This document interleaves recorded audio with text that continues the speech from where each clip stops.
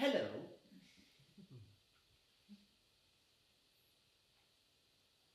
Nous n'avons pas encore eu l'honneur de nous rencontrer. Et mon passage en Angleterre ne pourra m'offrir ce privilège, tant je suis pris par des affaires fâcheuses de trahison à mon encontre. J'aurais déjà quitté l'Angleterre à l'heure où vous lirez ces lignes, puisque je suis menacé de la peine capitale par une loi que le Parlement a lui-même soumise au roi, alors que je suis et resterai jusqu'à ma dernière heure un fervent patriote républicain.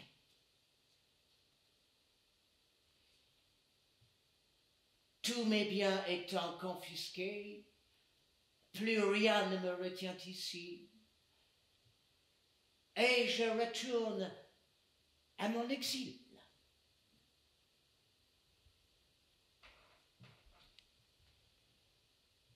Mais une mission m'a été confiée à l'égard de votre défunte mère,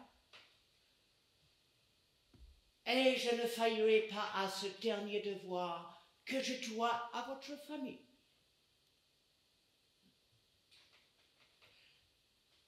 Je me nomme Edmond Ludlow. J'ignore si ma situation vous est connue, ni quel est votre engagement dans les combats qui secouent notre chère Angleterre. Mais sachez seulement que par mon implication dans la destitution et l'exécution de Charles Ier, ainsi que par ma fervente conviction qu'une grande nation ne peut être gouvernée que par la politique et non par une royauté de droit divin, j'ai dû, pendant de longues années, m'exiler en Suisse, à Vevey, terre d'accueil que je vais rejoindre bientôt.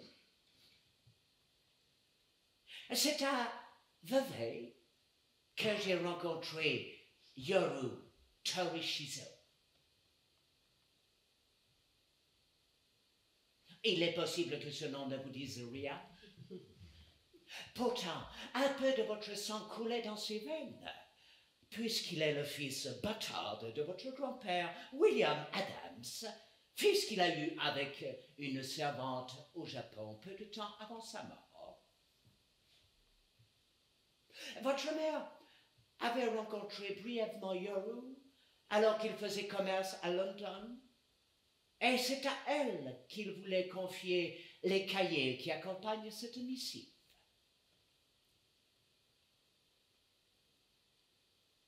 Et j'imagine l'émoi qu'a dû causer dans votre famille la seconde vie de votre grand-père au Japon. Et je comprendrai que vous rejetiez cet héritage, comme l'a fait votre famille. En effet, votre mère est la seule à avoir accepté de rencontrer Yoru. Je suis moi-même un peu emprunté, tant j'ai apprécié l'homme. Cependant que ses idées me semblaient pour le moins farfelues. Je vous laisse juge de ses écrits. Permettez-moi tout de même de vous faire part de mon impression sur l'homme. Je l'ai rencontré un jour de marché en l'année 1665.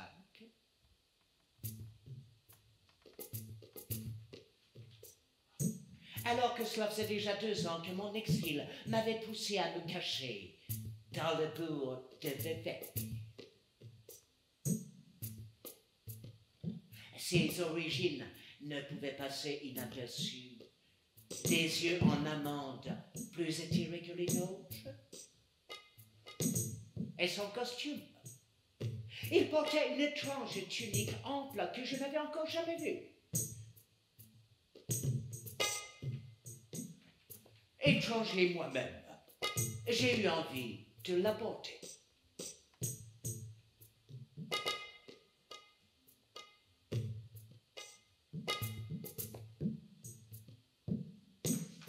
Je fus très surpris de découvrir qu'il parlait couramment notre langue.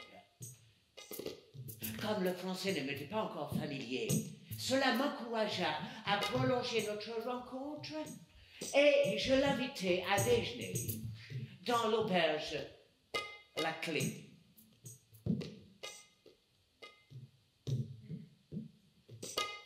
C'est là que nous continuâmes à nous rencontrer régulièrement.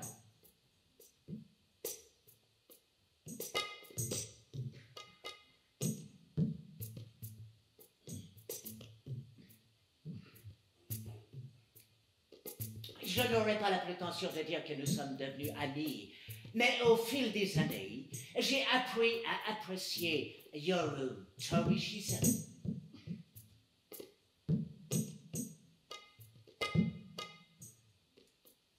Cet homme est probablement le personnage le plus énigmatique qui m'a été donné de rencontrer dans ma vie. Généreux, vif, curieux, il semblait pourtant complètement indifférent à tous nos engagements moraux et répondait d'un sourire mystérieux à toutes mes tentatives de le ramener à la raison tant politique que religieuse.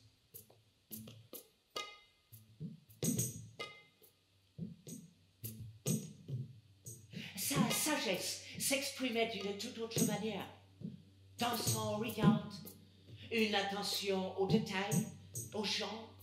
Il ne portait jamais de jugement. Il écoutait.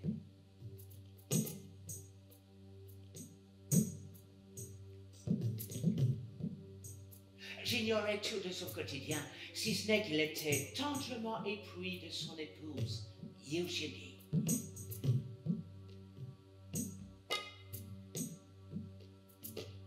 Ma surprise fut d'autant plus grande lorsqu'au printemps de cette année, il me révéla son secret.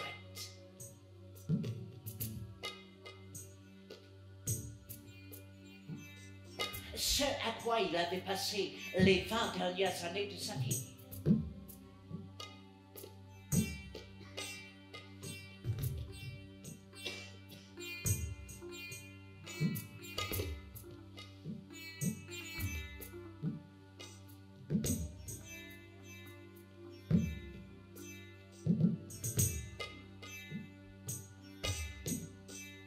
C'est ce même jour qu'il me confia son journal, ainsi qu'un cahier de poésie écrit par son épouse. Il craignait que leur œuvre disparaisse, n'ayant pas de descendance, et souhaitait que je le transmette à votre famille. Je regrette aujourd'hui ma réaction lors de son récit. Il semblait agité. J'ai vu l'expression d'une forme de folie. En relisant ses écrits, j'y ai entrevu quelques philosophies. Même si aujourd'hui encore, je ne peux que seulement y adhérer.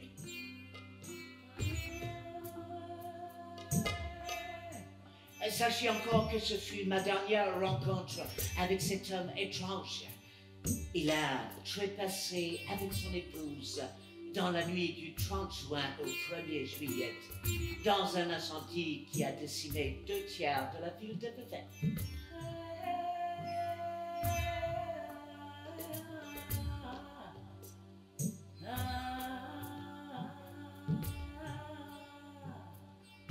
London, 15 août 1688. À Arthur Adams, à jamais votre dévoué Edmond Leclerc.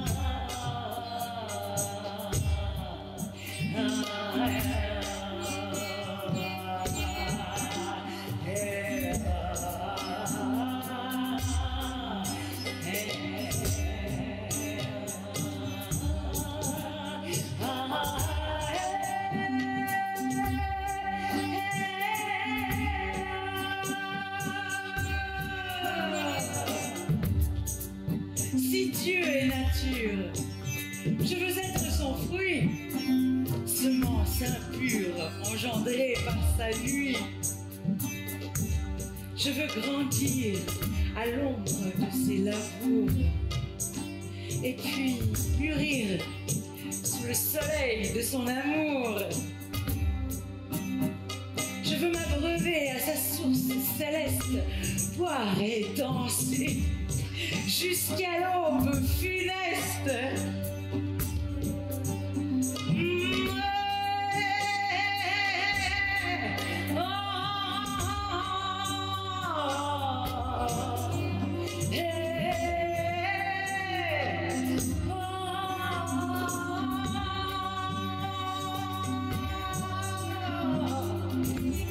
Je veux m'abreuver à sa source céleste, boire et danser jusqu'à l'aube funeste.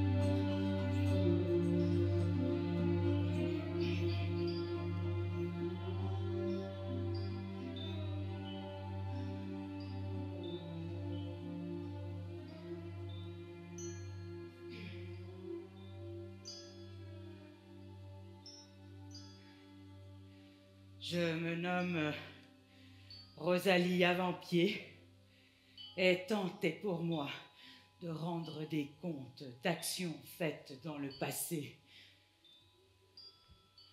de faire pénitence, considérant qu'il n'est de choses plus certaines que la mort, ni de choses plus incertaines que l'heure d'Icelle.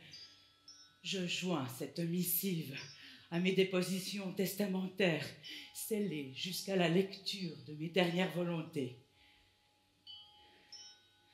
Vous prenez présentement connaissance de la parole d'une trépassée, car seul Dieu Tout-Puissant est à même de juger nos actes d'ici-bas. Je recommande donc mon âme à Dieu, car nous sommes tous engendrés fils de Dieu en recevant son évangile. Par là, on est sauvés, car c'est la puissance et vertu de Dieu pour sauver tout croyant.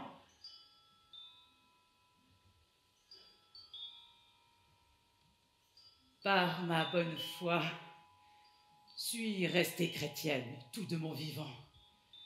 Suis allée aux prêches 4 fois la semaine et le dimanche, et je le ferai jusqu'à mon dernier souffle, malgré les malheurs que l'on m'a faits.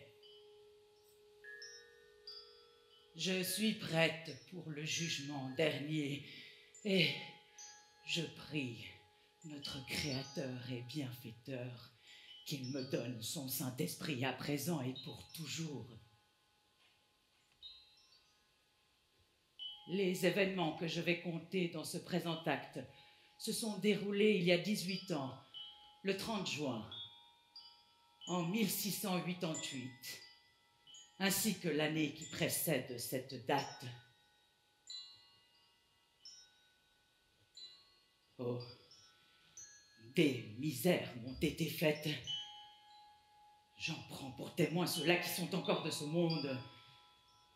Pour mon malheur, mon époux n'est aujourd'hui plus sain d'entendement et je dois seul porter le commerce ainsi que mes 5 enfants restants, puisque mon fils aîné, Armand, est mort de la peste, ainsi que 2 autres de mes filles. Comme si ces malheurs ne suffisaient pas. Voilà qu'au décès d'Armand, on me refusa son inhumation à Saint-Martin, temple où ma famille prie depuis générations, alors que dans le même temps, Madame Messonnier, réfugiée depuis 1 an sur nos terres, put enterrer son enfant dans une tombe de la dite église, quand son mari refusait la clarté de la foi évangélique, mais priait la foi catholique, nourrie par des songes d'hommes. J'en étais rendu à questionner Dieu Tout-Puissant, qu'il me fasse réponse de tous ces malheurs. Quand me vint l'idée qu'il me demandait d'aller plus loin que la prière, et que devoir m'était fait d'agir contre le malin, cause de tels sortilèges ici-bas. Il est des gens possédés par le diable, vivant tout à côté de nous autres âmes pieuses, qui prions la véritable foi. Nous étions quelques gens dans le voisinage à le penser, et que le conseil ne se souciait point assez des choses de la sorcellerie, tout autant que de protéger les intérêts des natifs de Vevey. Nous commençâmes à nous rencontrer en réunion secrète, tous ceux qui partageaient l'idée qu'il fallait faire justice de ceux des malheurs déjà survenus, et d'empêcher le mal de se répandre dans notre ville. Nous prîmes l'engagement solennel de trouver tous les coupables de sorcellerie et de les châtier comme il se doit. Lors de l'une de ces dites réunions, charge m'a été donnée de surveiller un vieux couple des plus étranges, qui possédait une maison à côté de la nôtre, au bourg de Rond-Dessous, tout proche du lac. Nous étions mis d'accord de notifier les preuves de comportement suspect dans un carnet dédié à la dite dame. tâche. Le dit carnet devant servir de déposition de notre bon droit, si tel le destin nous en échoit.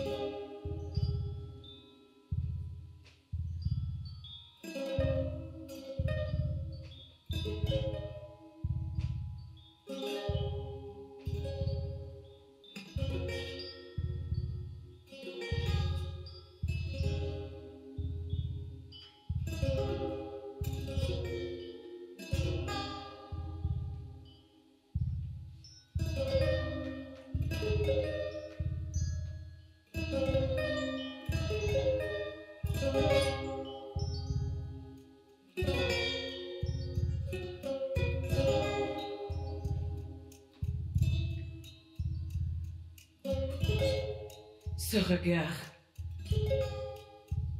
Le vent soulève un tourbillon de doute dans ma tête, mais je ne peux résister à la force de ce regard.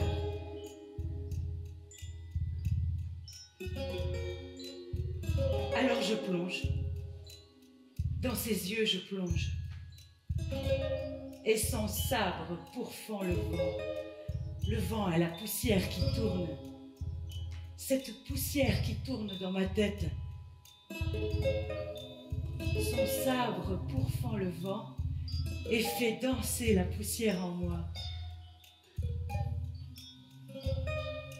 Et le sang, il coule. Mon sang coule et remplit le fond de ses iris noirs. Alors tout se calme. Tout. Et pour la première fois, je vois clair. Je vois mon sang. Je vois la poussière. Ces milliers de particules qui deviennent sable, qui deviennent matière derrière ces paupières closes. Je vois tout et tout est à sa place. Le dedans, le dehors, son sabre, le vent, tout.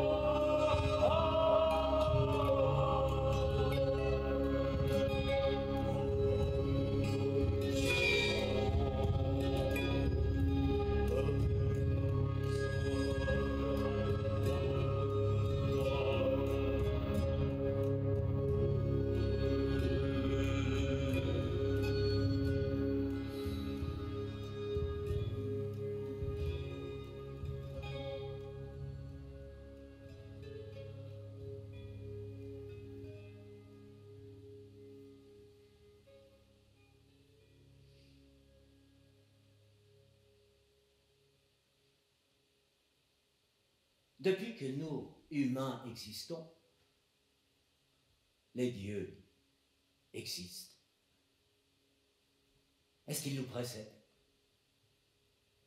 Ou est-ce qu'ils sont la conséquence de notre présence sur Terre? Je l'ignore encore aujourd'hui. Mais ils nous complètent, tel le versant invisible et parfait de nos âmes fragiles. Et parfois aussi, telles les projections démesurées de nos rêves les plus fous.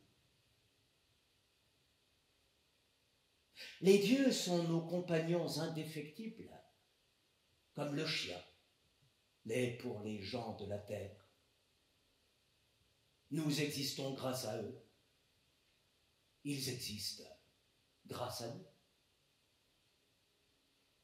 Ils sont les témoins invisibles de nos vies sur terre jusqu'à notre trépas, et peut-être même au-delà. Dans le meilleur des cas, ils deviennent des guides, éclaireurs au plus profond de la nuit obscure, muses qui nous élèvent vers nos plus grandes aspirations. Et dans le pire, ils se font juges démiurges, écrasant le peu de fantaisie qu'il nous reste pour souffler sur le feu de nos faiblesses endémiques et justifier nos pires penchants. Veuillez pardonner ici mon immodestie, et ne voyez dans ce préambule qu'une réflexion anecdotique d'une question plus abyssale qui me taraude depuis ma plus tendre jeunesse. Y a-t-il une frontière entre le réel et l'invisible? Et si tel est le cas, quelle est la vérité dans cette action? Pour préciser ma question, je la diviserai en 2 points.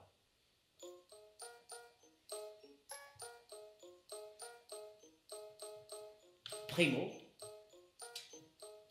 si l'on admet que nous sommes incapables de voir toute la vérité du monde dans son entièreté, tant dans son infiniment petit que dans son infiniment grand, comment dissocier dans cet invisible à nos sens ce qui existe depuis toujours, vérité absolue de l'univers, et ce que notre esprit a créé? Deuxièmement, si l'on admet que la réalité peut créer de l'imaginaire, par effet de conséquence, l'univers engendre l'homme, qui engendre la pensée, qui engendre l'imagination. L'imaginaire peut-il créer de la réalité? Et pourrions-nous en conclure que cette réalité deviendrait elle-même vérité absolue?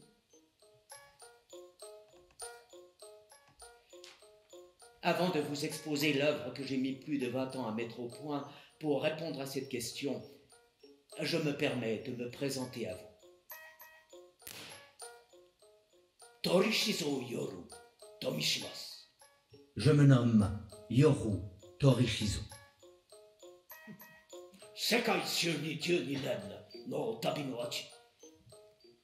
Après un périple de 22 années à travers le monde,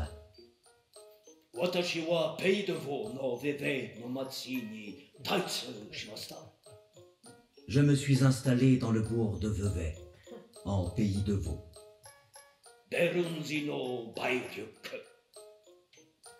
Bailliage des Bernois.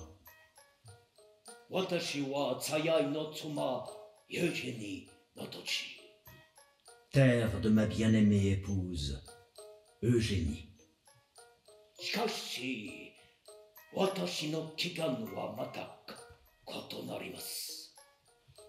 Mais mes origines sont tout autres.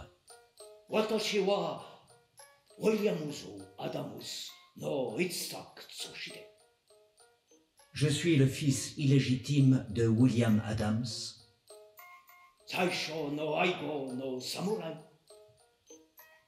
premier samouraï anglais. Saushite kenkonya nihonjin no boku, Torishizo Aiko. Et d'une humble servante japonaise, Aiko Torishizo. Je suis né au Japon en 1620.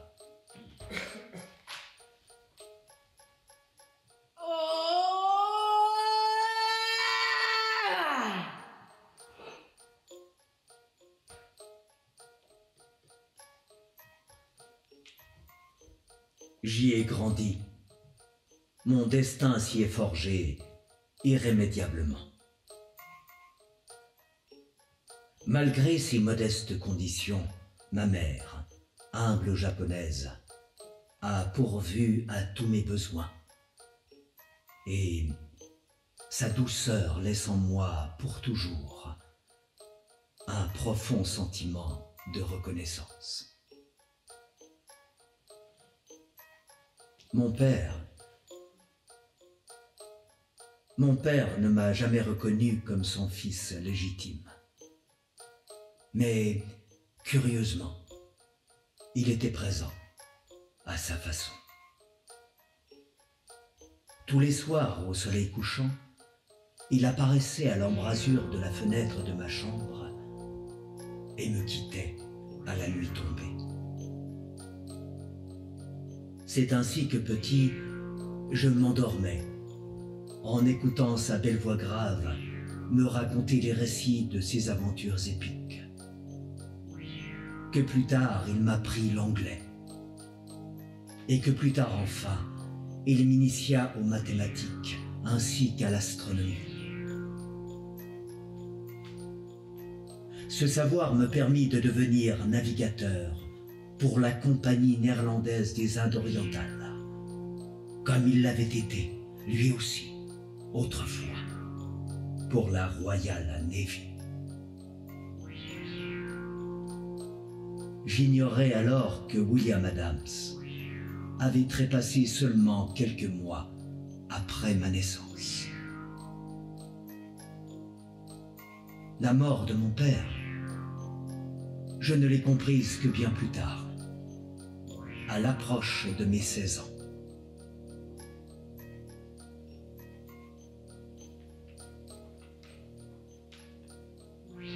Lors d'une cérémonie aux morts dans notre ville d'Irado, alors que j'accompagnais ma mère au cimetière pour rendre hommage à nos ancêtres, je l'ai vue tressaillir devant la tombe d'un inconnu.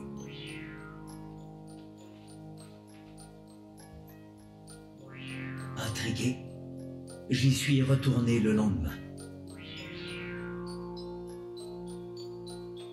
Cette tombe portait le nom japonais de mon père, Miura Anji.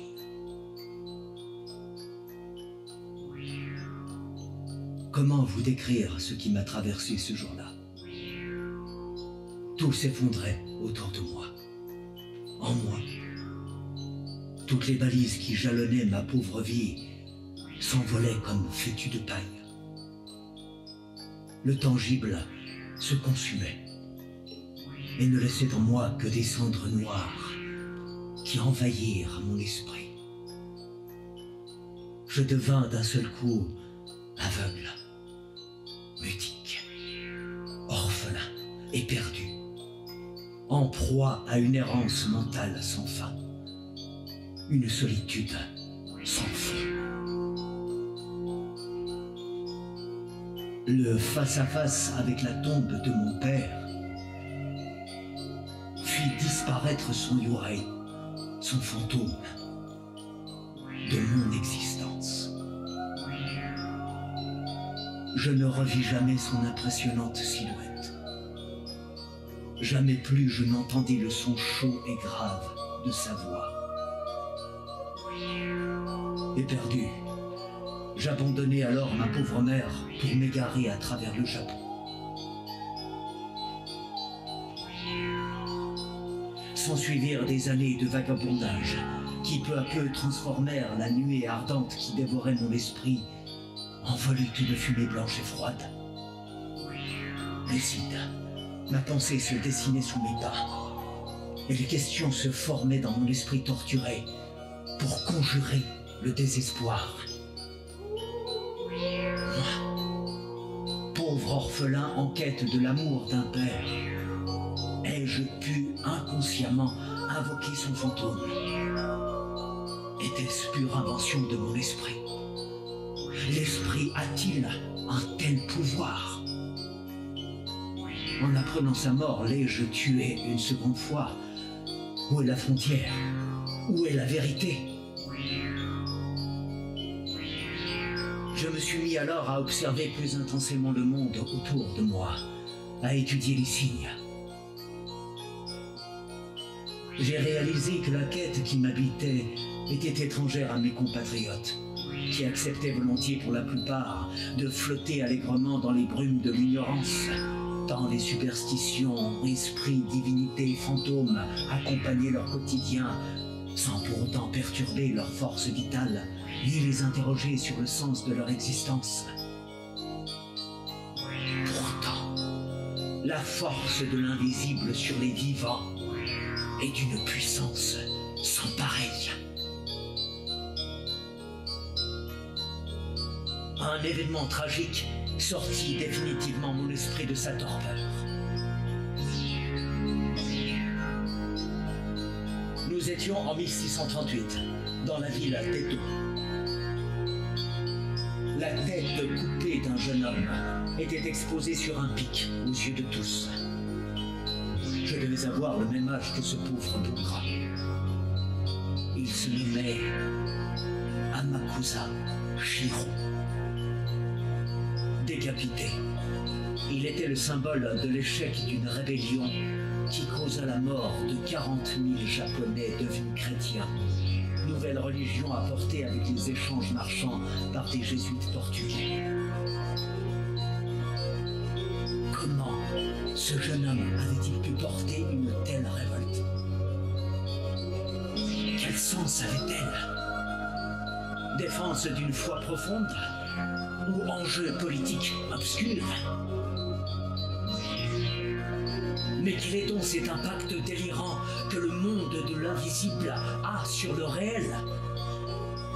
Pour ma part, dans le besoin de clarifier l'inintelligible, je finis par établir une échelle de toutes les influences qui exercent l'invisible sur notre humanité.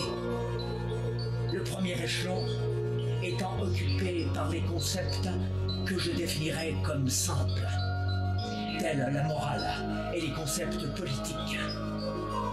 Puis au-dessus, la philosophie, qui englobe une idée plus vaste du monde observable et de l'au-delà.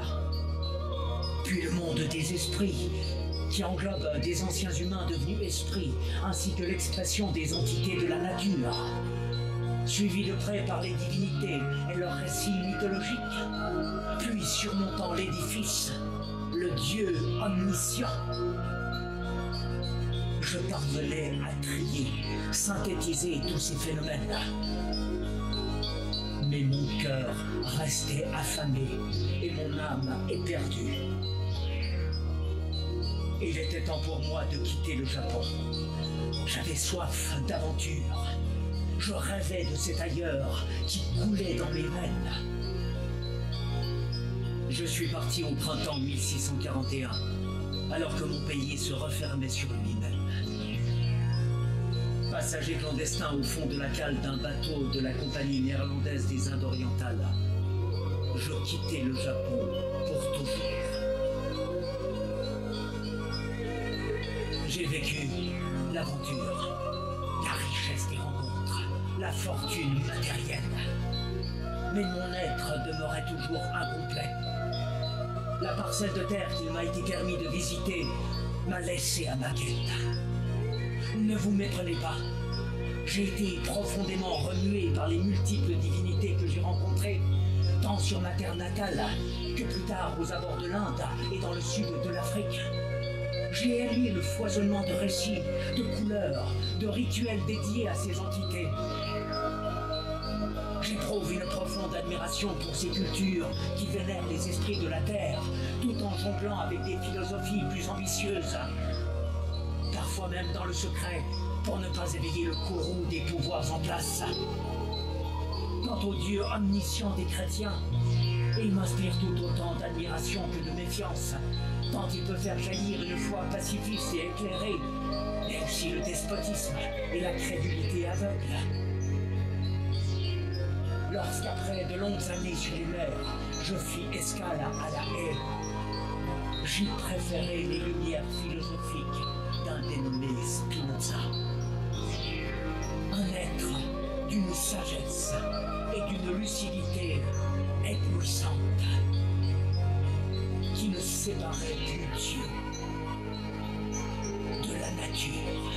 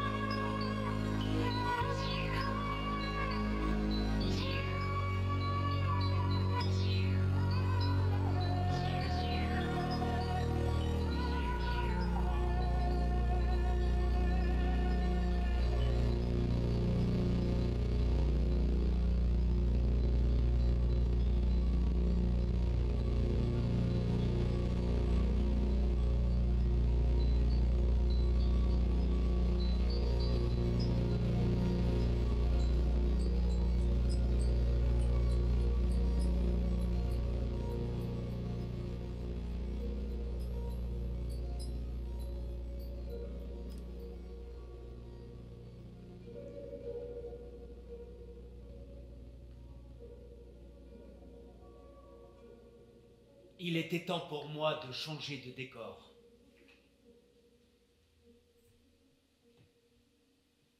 De quitter les vertiges de l'océan pour des terres plus tranquilles.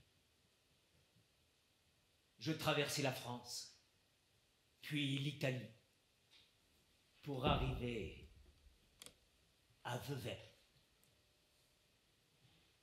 et y rencontrer la femme de ma vie, Eugénie. Tendre Eugénie, compagne de mes jours et de mes nuits.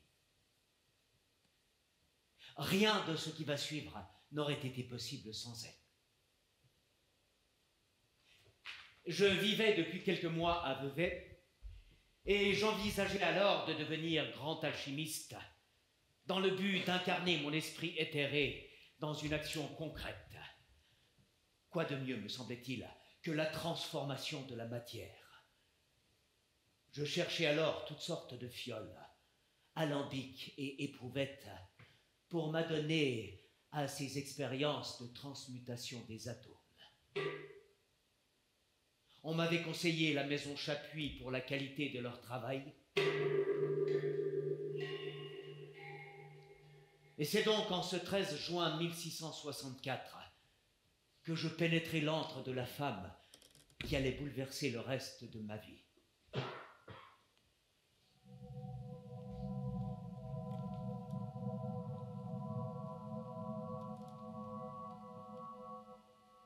L'atelier était sombre, inondé d'une chaleur suffocante. Au centre de la pièce, la gueule ouverte d'un immense fourneau rougeoyait. Dans son habit de travail, je la pris d'abord pour un homme. Ce n'est que lorsqu'elle s'approcha, en soulevant le masque qui lui couvrait le visage, que je découvris la beauté foudroyante d'Eugénie. Souffleuse de verre, peintre, poète. Cette femme ne ressemblait en rien à toutes les rencontres que j'avais faites lors de mes voyages. Je l'ai aussitôt désirée, aimée, adorée. Eugénie avait repris l'atelier de son père après la mort de son mari, terrassée par le choléra. Elle était indépendante et furieusement libre. Elle m'initia à la joie intense de la création, de l'art.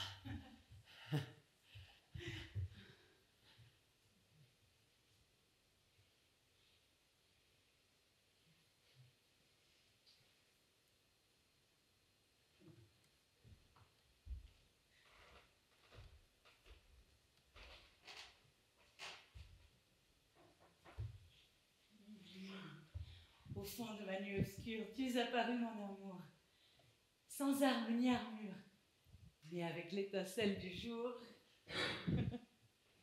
Nous nous sommes mariés le 11 juillet 1664. Dès lors, je sus à quoi j'allais passer le reste de ma vie. Quelle allait être ma création, mon œuvre. Si l'enfant innocent et pur que j'étais avait eu le pouvoir de faire apparaître un père disparu, moi, Yoru Torishizo, j'allais, dans la force de l'âge, faire apparaître des dieux. Deux dieux.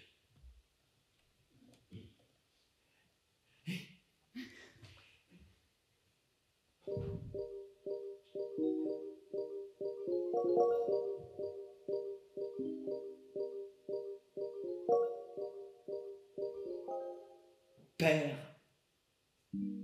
et Sil, porteurs du yin et du yang, d'une beauté telle que le monde en serait transfiguré. J'apporterai ainsi la preuve par l'expérience que l'esprit peut créer du réel, faire apparaître l'invisible. Jusqu'à ce jour, j'y ai consacré toute mon énergie, de longues méditations, une visualisation de ces entités, leur grâce, leur pureté. Une fois grandi en moi, et je sens que le jour approche, celui où ils apparaîtront au monde, tels qu'ils apparaissent au plus profond de mon âme.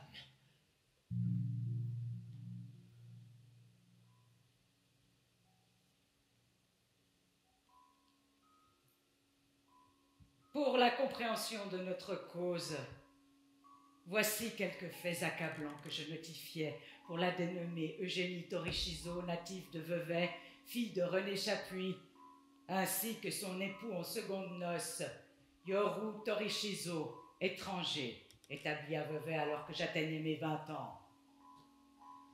La dénommée Eugénie n'a pas enfanté, perdu son premier mari du choléra, duquel elle ne porta le deuil que quelques semaines, avant de reprendre le commerce familial sans demander consentement à la communauté. Porte des vêtements agrémentés de dentelle, contre ordonnance de Berne. Ne va pas aux prêches, ni à Saint-Martin, ni à Sainte-Claire. Ne fait pas l'âge de sa naissance. Sort à des heures indues du jour et de la nuit. Se fait livrer des ingrédients et matériaux suspects, tapisse d'étranges dessins sur son atelier. Un feu brûle jour et nuit au sous-sol de son bâtiment. Fréquente peu la communauté. Le dénommé Yoru Torishizo a des yeux difformes, un regard fourbe, plissé, tel le nain chinois, vous savez, qui déambulait avec l'italien au marché, et d'autres bêtes de foire, même un monstre tenant de l'ours et du corps humain. Ne fait pas l'âge de sa naissance, possède une fortune suspecte, ne va pas aux prêches, porte d'étranges tuniques. Après un an d'observation scrupuleuse, certitude nous fut donnée que ces gens faisaient affaire avec le vilain.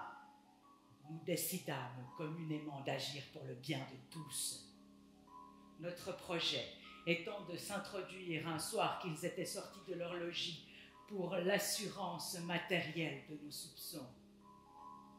Nous étions en tout et pour tout 7 gens, 3 femmes, 4 hommes, de bons chrétiens, dont je tairai les noms ici.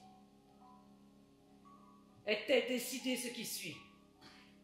2 hommes resteraient dans la rue, 2 autres à l'intérieur, près de la porte, pour surveiller les allées et venues suspectes, tandis que nous autres, les femmes, visiterions la maison pour y trouver des signes de leur foi décadente. Je pris direction du sous-sol, là où me semblait être le cœur de leur perversion. Ce que j'y vis dépasse l'entendement. J'en fus horrifié.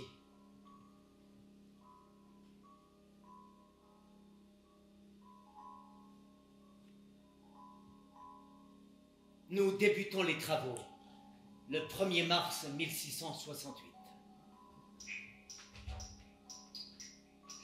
Nous devons d'abord créer un cocon, une chrysalide matérielle pour nos entités invisibles. Il me paraît vital que Père Essil ait un ancrage dans ce monde organique et mortel pour qu'il puisse un jour nous apparaître.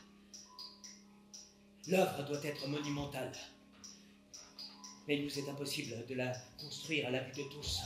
Les superstitions hantent cette côte lacustre, comme elles gangrènent chaque parcelle de terre que mes pieds ont eu la chance de fouler par le passé. Le secret doit être total. Notre survie en dépend. Ta vie, Eugénie, qui par ta condition supporte déjà les regards méfiants de ta communauté, ta vie en dépend. Ton atelier surplombe une vaste cave voûtée. C'est ici que nous allons travailler. Dans un premier temps, nous nous référons à la philosophie de mon pays d'origine, le Japon, pour établir notre vaste plan de travail.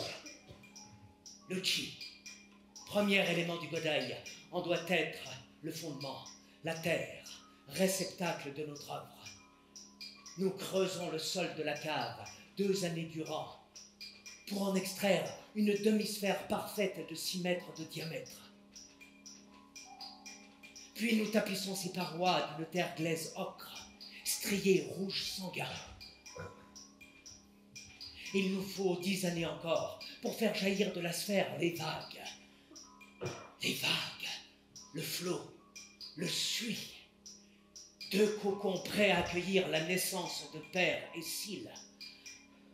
C'est grâce à ton incroyable dextérité, ma bien-aimée, toi qui entrelaces sans relâche le délicatissage de fils en verre nacré, presque translucide, d'où jaillissent des veines d'un cristal plus sombre, azur et pourpre, que nous voyons apparaître peu à peu ces 2 vagues gigantesques qui se rejoignent à leur paroxysme grâce à la force de vent contraire, le souffle fou. 2 chrysalides qui se frôlent sans jamais s'effondrer. Au centre, un cercle vide de 6 mètres de diamètre. Le coup néant. C'est au centre du cercle et de la sphère que nous érigeons le yang, tornade tissée de milliers de branches de roseaux, long serpent qui s'enroule sur lui-même dans un mouvement ascendant vers le yin. Un cercle de cheveux que tu noues à l'extrémité des 2 vagues de verre grâce à une myriade de fils de soie et de laine multicolores. Enfouis dans la torsade de 2 cheveux, les métaux célestes.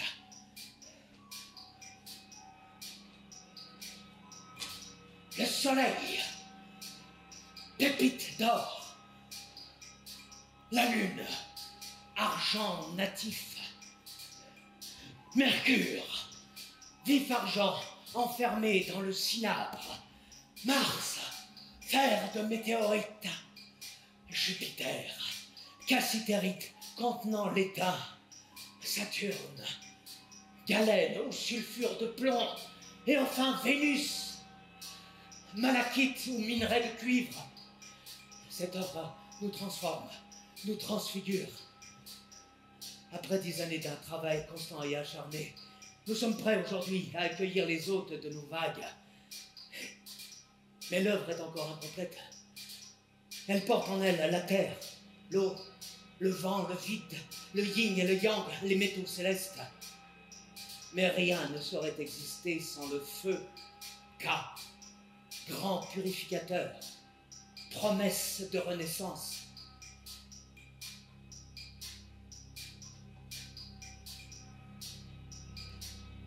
Dans un creux profond au sol de la cave sortaient 2 gigantesques cornes de verre. Oui, du verre sanguinolent, tel un amas de corps écorché vif par le diable lui-même, poussant l'acte blasphématoire vers une représentation plus vile encore. Au centre du trou creusé, tombeau profane. Un énorme membre viril se dressait en direction d'un ovale difforme qui, que Dieu me pardonne, ressemblait à ce que nous avons en bas les femmes. Pétrifié devant tel outrage, je hélais mes compagnons pour qu'ils constatent la gravité de la situation. Devant l'urgence, alors que 2 femmes continuaient à faire le guet, nous récoltâmes à la hâte tout le bois que nous pûmes trouver pour le jeter au centre de cet hôtel infâme. Lady Yoru et Eugénie Torichizo rentrèrent vers 7 heures. Nous étions prêts. 2 hommes avec les sacs. Je tenais les cordes. Ils ne se sont pas débattus.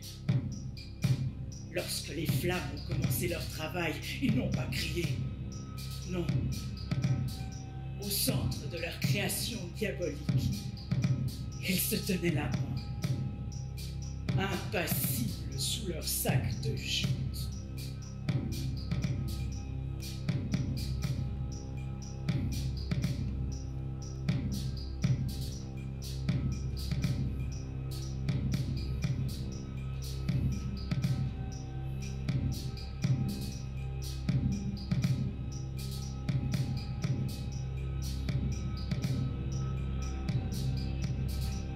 Au fond de ma nuit obscure, tu es apparu, mon amour, sans armes ni armure, mais avec l'étincelle du jour. Au fond de tes yeux entr'ouverts, j'ai vu des mondes inexplorés, la beauté sauvage de la mer et l'île refuge des âmes damnées. Au fond de ton cœur offert, j'ai ouï battre les tambours. Ils me font la passagère d'un voyage sans retour. Au fond de ma nuit obscure, tu es apparu, mon amour, et sans armes ni armure, vaincu ma peur du jour. Le feu se propageait si vite que pour sauver notre peau, nous dûmes quitter la pièce. Dernière à passer le portique de la cave maudite, je me retournai une dernière fois. Ce que j'y vis, oh miséricorde, continue à torturer mon âme aujourd'hui. Dans le gigantesque brasier, au cœur des flammes, j'ai clairement vu 2 formes vivantes. Oui, je vous jure, vivantes. Des corps à forme humaine, rayonnant d'un blanc pur. Et tout autour, s'enroulant, une multitude de serpents torsades multicolores, scintillant de milliers de points lumineux. Tout cela formait une vision de beauté, oh misère, une telle beauté que la honte m'envahit encore, rien qu'à y penser. Que Dieu m'en soit témoin, les corps calcinés de Yoru et Eugénie avaient disparu dans le cœur des flammes. Ce ne pouvait être qu'une émanation diabolique. Je restais là, incapable de bouger. L'homme qui me devançait me tira hors de la maison. À peine le temps me fut donné d'ouïr entre le chuintement des flammes un chant sauvage et ensorceleur qui me pénétra les sangs. Le feu se propagea dans la ville avec les conséquences que nul ne saurait ignorer aujourd'hui. Mais notre quartier fut miraculeusement épargné. Ce qui me conforta que notre action était juste par la volonté divine s'étant exprimée à travers nous. Mais cette beauté, comment diable une telle beauté peut sortir de la nature du vilain. Oh, cette vision dans les flammes. Je me tannerai pour la revoir rien qu'une seule fois. Rien qu'une seule fois.